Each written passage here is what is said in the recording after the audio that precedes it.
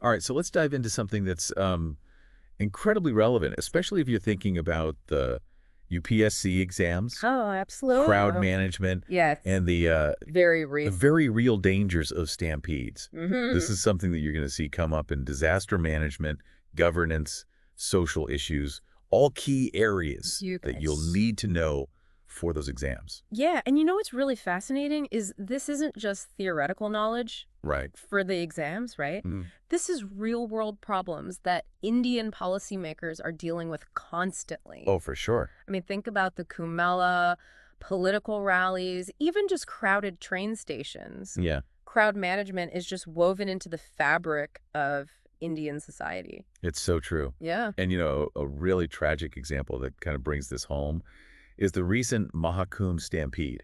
Oh, yeah. It's a stark reminder of why understanding the causes of these things and, more How to importantly, prevent them. how to prevent them is so crucial, Yeah. not just for the exam, but for the future of India. Yeah, absolutely. And, both of the articles that we're looking at today, they point to this report Okay. from the National Disaster Management Authority, the NDMA, Hmm.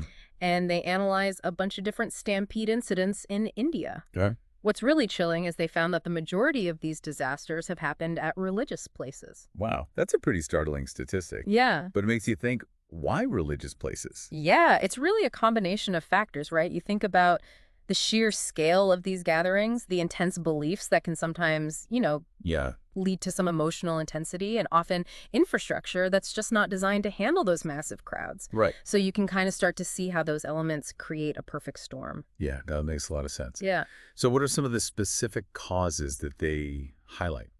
So they identify a bunch of different factors. Some of them are pretty obvious. Structural weaknesses in the venue itself. Okay.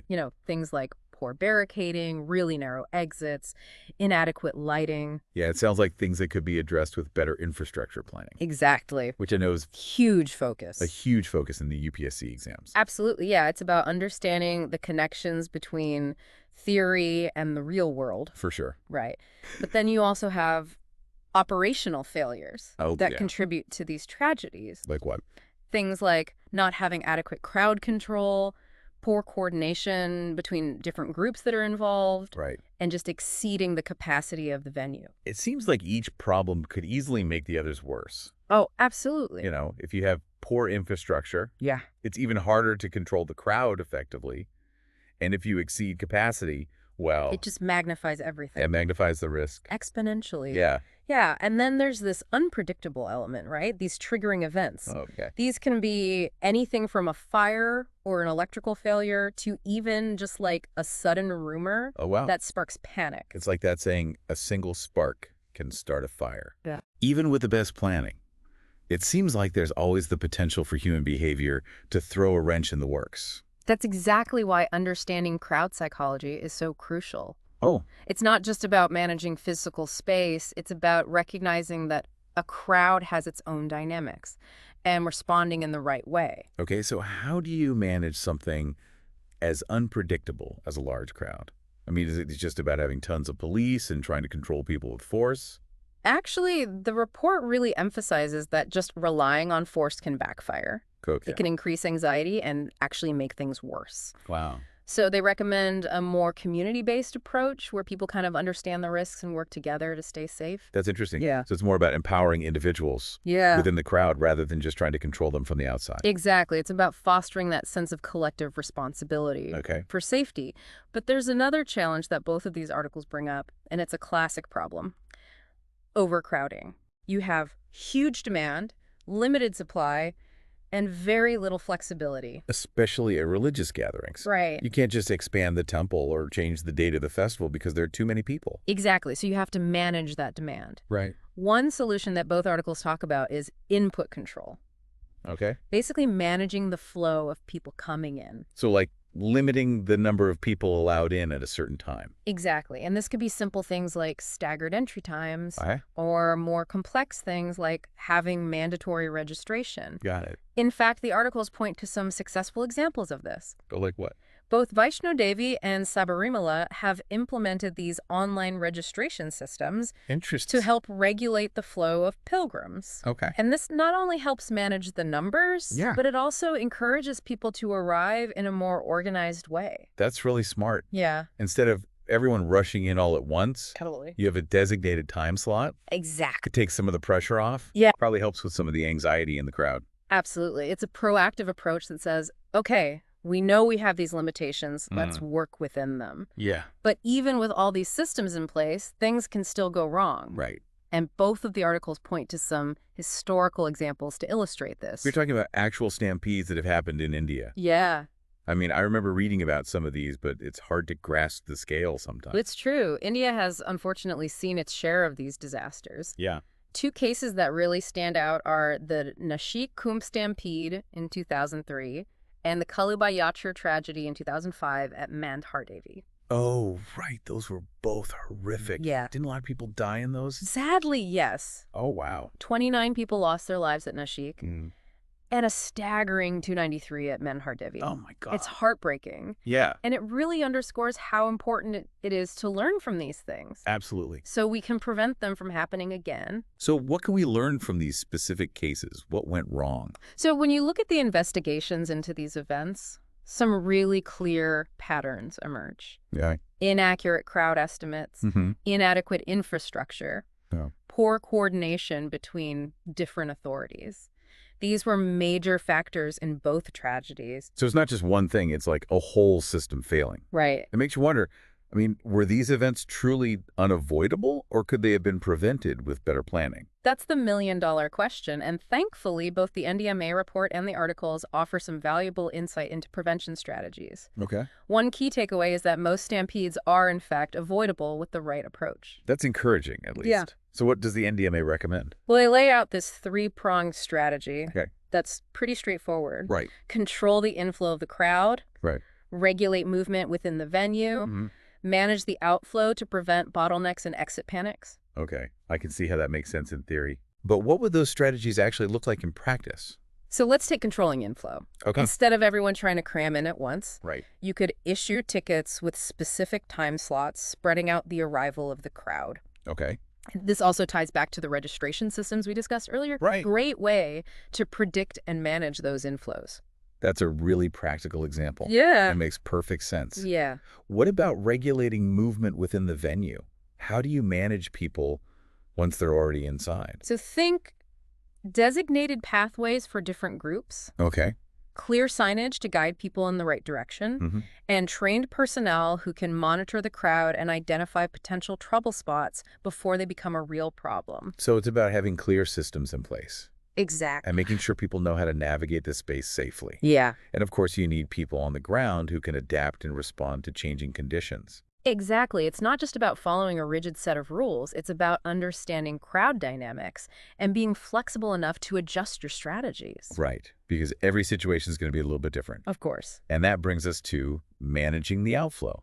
Yes, Equally crucial to prevent that dangerous crush at the exits. absolutely, because everyone's trying to leave at the same time. Right. And if there are any bottlenecks, things can get out of hand quickly. Exactly. So this is where having multiple clearly marked exits, Okay. staggered departure times, and even using things like crowd control barriers to manage the flow can make a huge difference. So it's a lot about anticipating those pressure points. Yeah, And having systems in place to alleviate that congestion. exactly. And I imagine good communication plays a big role as well. Absolutely. Clear announcements, real-time updates, Yeah. even using digital platforms to provide information and guidance to the crowd. Oh, wow. All of these tools can help manage expectations and reduce anxiety. But, even with the best planning and communication, we can't ignore the human element. Right. As we've discussed, individual behavior can have a huge impact. It's like that saying, one bad apple can spoil the bunch. Exact. But in this case, one person making a bad decision could have serious consequences. Yeah, and both articles really highlight the importance of understanding how individual actions can contribute to these stampedes. Yeah. One thing that stood out to me was this idea of contagious behavior in crowds. What do you mean by that? Well, think about it. Okay. If you have a few people who start to panic or act really erratically, Right. it can quickly spread to others. Oh, yeah. And that creates a wave of fear and disorder. Right. People start mimicking each other. Yeah. And suddenly you have a full-blown crisis. It's like a domino effect, but with human emotions instead of dominoes. Exactly. That's a scary thought. Yeah, it is. So how do you combat that? Yeah. How do you prevent that initial spark of panic from turning into a wildfire? It goes back to proactive communication. Okay. And having trained personnel who can recognize those early warning signs. Okay. Someone with the right skills might notice, a growing sense of unease in a certain area. Okay. Or spot a potential bottleneck forming. Yeah. And then they can take steps to de-escalate the situation before it gets out of control. It's almost like having a network of human sensors. Yeah. Spread throughout the crowd. Right. Constantly monitoring and adjusting to maintain that safe environment. Exactly. That's pretty impressive. Yeah. When you think about it. It is, and it highlights how important it is to invest in training and expertise. Right. You need people who really understand crowd psychology, who can read those subtle cues, Right. and who know how to intervene effectively. But let's be honest, in this day and age, technology probably plays a big role in crowd management as well. Absolutely, and both articles discuss this, how technology is being used to enhance crowd safety in all sorts of ways. Like what? Well, for starters, there are real-time monitoring systems Okay. that use CCTV cameras and sensors to track crowd density and movement patterns. Okay. And then this data can be used to identify potential problem areas and deploy resources where they're needed most. That's amazing. Yeah. It's like having a bird's eye view of the entire situation. Right. So authorities can respond more quickly and effectively to emerging threats. Exactly. And it's not just about reacting to problems. Right. You can use this data to predict potential issues before they even arise. Wow. There's a lot of interest in using predictive algorithms to forecast crowd movements and identify potential bottlenecks based on historical data and real-time conditions. That's incredible. Yeah. It's like those traffic apps that tell you which route to take to avoid congestion. Exactly. But on a much larger scale, I can definitely see how that would be useful. Oh, for sure. Especially at massive events like the Mahakumbh Mela. Absolutely. And these technologies are constantly evolving. Yeah. The articles even mention things like facial recognition software Oh, wow. being used to identify individuals who might be engaging in risky behavior. That sounds a bit controversial. It is. I mean, I can see how it could be helpful for security purposes. Sure. But it also raises some privacy concerns. You're absolutely right. It's a delicate balance. Yeah. We need to ensure that these technologies are used responsibly and ethically Right. with appropriate safeguards in place. For sure. But there's no doubt that technology is going to play a bigger and bigger role in crowd management. So we've talked about the causes of stampedes, Yeah. the psychology of crowds, the importance of proactive planning, Absolutely. and the role of technology. Yeah. It feels like we've covered a lot of ground here. We have. And what's really striking is that effective crowd management goes beyond just reacting to problems. Oh, yeah. It's about creating this whole culture yeah. of safety and preparedness. Absolutely. It's about moving from a reactive mindset to a proactive one. It's a shift in thinking. For sure. Totally. And for our listeners who are preparing for the UPSC exams, Yeah. this is something to really think about. Absolutely. It's about understanding that crowd management is a complex challenge that demands a comprehensive and proactive approach. Yeah. And for you, UPSC aspirants, Yeah. this is something you might be grappling with in your future careers, Right. whether you're working in disaster management, Absolutely. law enforcement, or even urban planning. For sure. It's a really crucial topic and one that deserves a lot more attention. I agree. But before we get too far ahead of ourselves, Yeah. I think it's time to take a closer look at some specific case studies. Oh, I agree. Analyzing past tragedies can offer really invaluable lessons for the future. Okay. There's so much we can learn from these events, both in terms of what went wrong and what could have been done differently. That's what's coming up next. All right. After the break, we'll delve into some real-world examples and explore the key takeaways that can help us prevent future tragedies. Sounds good. Stay tuned. Okay, so we've talked a lot about the theory of crowd management, but as you know, for the UPSC exams, you often need to apply that knowledge to real-world situations. Right. That's why we're going to dive into some specific case studies now. Each tragedy, while heartbreaking, offers valuable data points. It's like forensic analysis. Yeah. By carefully examining what went wrong, we can identify patterns, pinpoint vulnerabilities, and ultimately develop better strategies to prevent future disasters. So let's revisit those two examples we mentioned earlier. the Mahakumbh Stampede in 2003, Yeah. and the Yatra tragedy at Mahakumbh in 2005. The Mahakumbh incident, where 29 pilgrims lost their lives, really exposed how quickly things can deteriorate when crowd flow isn't managed well. Yeah. The investigation found that overcrowding at the barricades, combined with the sudden unplanned movement of both pilgrims and sadhus, Right. created a fatal trush. It seems like a classic case of multiple things going wrong, at the same time compounding the problem. Precisely, and it highlights the need for clear, designated pathways Yeah. for different groups, especially in events like processions or rituals where movement is so integral.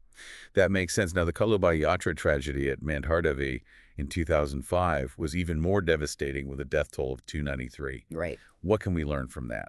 This one really underscores the importance of accurate crowd estimates Okay. and adequate infrastructure. The narrow, slippery paths leading to the temple were simply not designed to handle that massive influx of pilgrims. Wow. And tragically, the lack of proper safety measures and medical facilities compounded the disaster. It almost seems like a recipe for disaster. Yeah. Too many people, Yeah. inadequate pathways, and not enough resources to handle an emergency. Unfortunately, yes. And these examples aren't isolated incidents. Both the NDMA report and the articles mention numerous other tragedies, each with its own set of contributing factors. But when we analyze them collectively, we start to see some recurring themes. Like what? What are those common threads that keep popping up? Well, underestimating crowd size is a big one. Okay.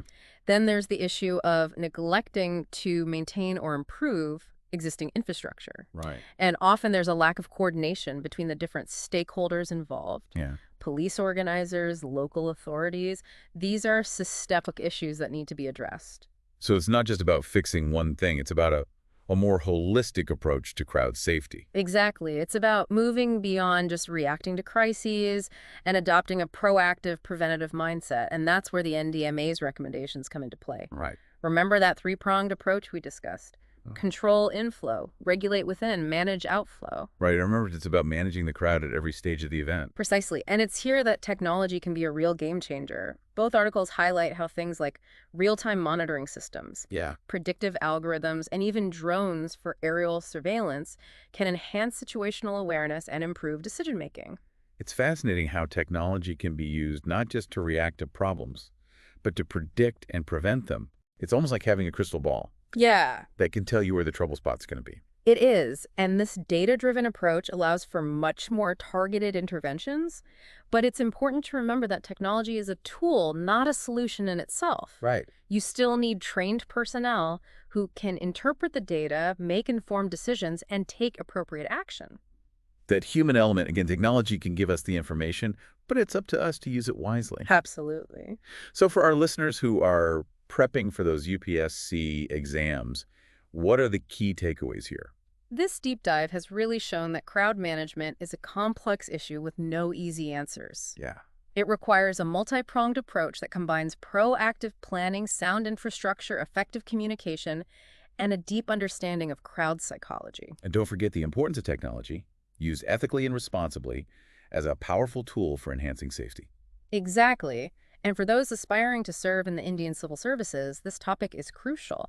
You might one day be making decisions that impact the safety and well-being of large crowds. So understanding these issues, being able to analyze case studies, and proposing solutions, these are all skills that will be invaluable in your future careers. This deep dive has really been eye-opening, hasn't it? We've explored the causes of stampedes, the psychology of crowds, the importance of proactive planning, and the role of technology. But ultimately, it comes down to this: preventing these tragedies and ensuring that people can safely participate in these important gatherings. Well said. It's a goal worth striving for, and one that requires a collective effort from policymakers, organizers, security personnel, and even the public themselves. And for you, our listeners, we hope this episode has given you a better understanding of the complexities of crowd management, especially if you're preparing for the UPSC exams. If you found it helpful, don't forget to like, subscribe, and share this episode with others who might benefit from it. And be sure to check out the original articles in the Indian Express and Business Standard for even more detailed analysis. They are the basis for today's deep dive. Until next time, keep learning, stay curious, and dive deep.